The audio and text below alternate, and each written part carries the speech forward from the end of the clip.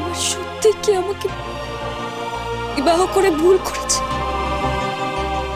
তার অনুশোচনা হচ্ছে, কিন্তু কেন? কি অপরাধ করেছি আমি? কেন এরকম বলো? আমাকে স্পষ্টভাবে জানতে হবে। এভাবে ভেঙে পড়লে চলবে না, আমাকে জানতেই হবে কেন কুমার আমার প্রতি এতটা বিরক্ত। কেন? যে কুমার কিছুক্ষণ আগে আমার কাছ থেকে গান শুনতে চাইছিল, আমাকে ভালোবেসে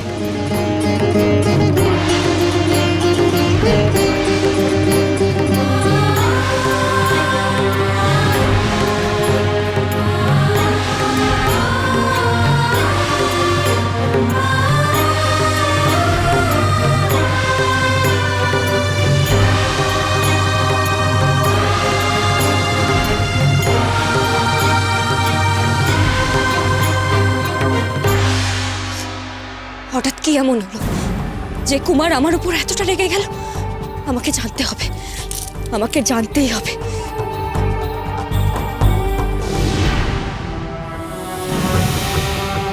হিরণমালা, আমি তোমার কুমারকে এমন বশ করব যে সে তার জীবন থেকে, এই অমৃত নগরী থেকে তোমাকে দূর দূর করে তাড়িয়ে দেবে, চিরকালের মতো তোমাকে ত্যাগ করবে।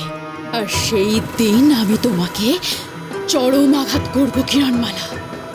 আমার বিষাক্ত দংশনে তোমার প্রাণ কেড়ে নেব আমি।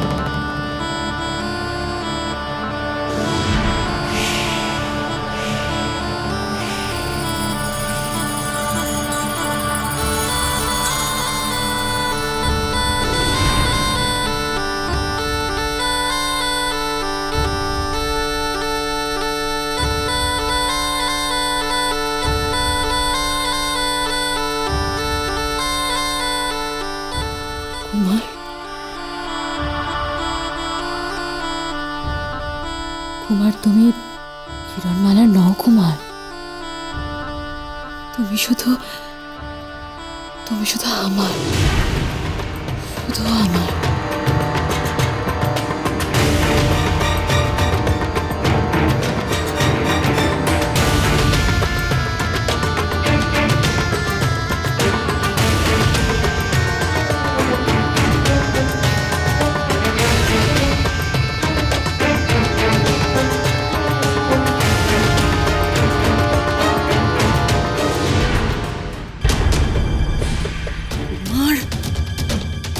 রাতে উদ্যানে একা শুয়ে আছি।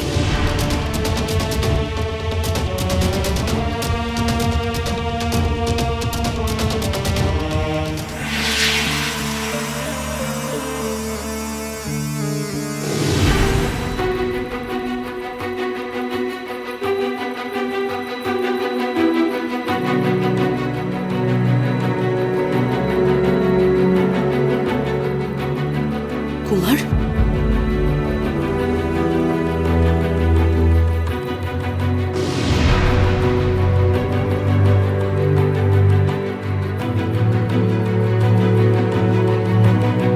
কি হয়েছে কুমার?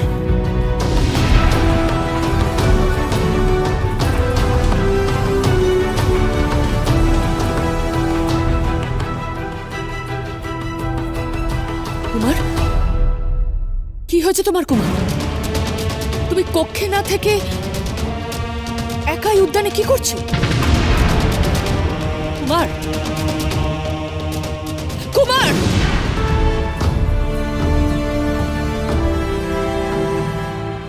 মা, মা, আমি এত রাতে এখানে এই উদ্যানে